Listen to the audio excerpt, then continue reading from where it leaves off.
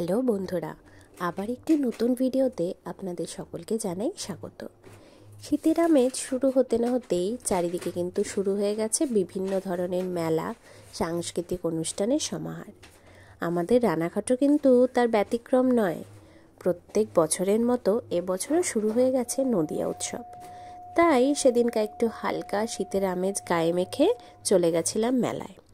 প্রথমেই প্রতি জনপিছু 30 টাকা দিয়ে টিকিট কেটে মেলার ভেতরে ঢুকলাম। যদিও সবে একদিন মেলা শুরু হয়েছে আর সাংস্কৃতিক অনুষ্ঠান বেশ একটু রাতের দিকে শুরু হবে, তাই ভিড়টা একটু কমই ছিল।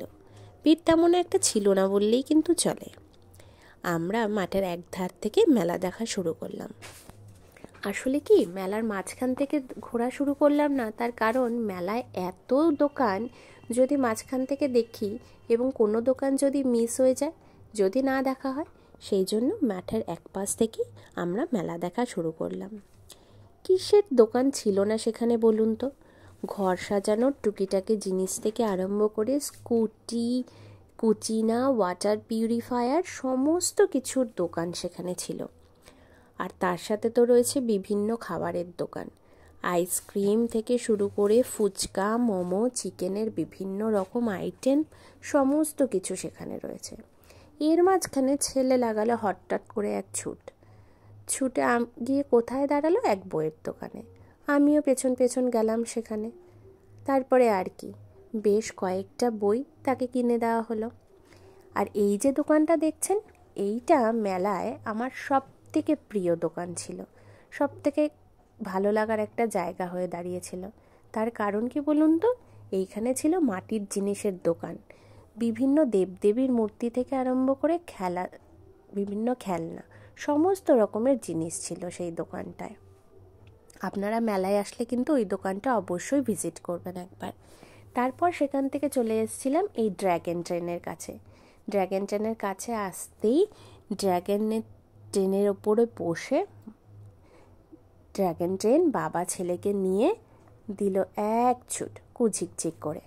এই ক্ষেত্রে বলে রাখি, ড্র্যাগন ট্রেনের টিকিট কিন্তু 40 টাকা, মানে বাবা এবং ছেলে দুজনের মিলে কিন্তু আমাদের দিতে হয়েছিল মোট 80 টাকা।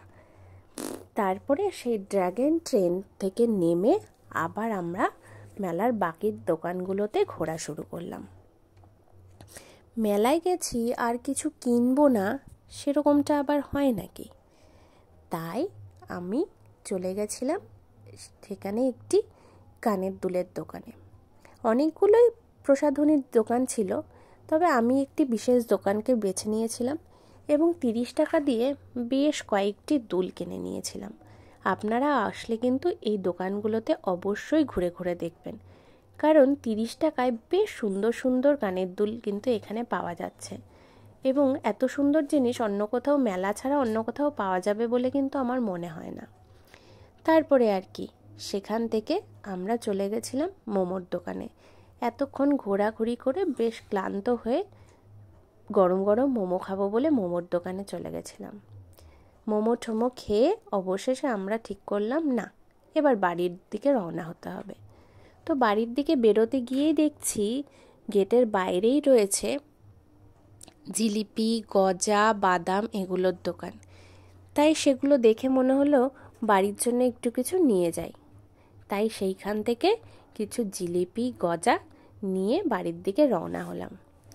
বেশ সুন্দর একটি সন্ধ্যা আমরা সেখানে সেদিনকা কাটিয়েছিলাম।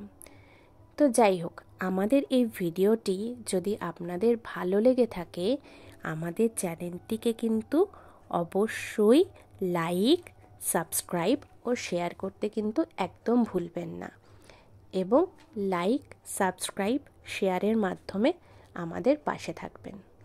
তো আজকের মতন এখানেই ভিডিওটি শেষ করছি। নমস্কার।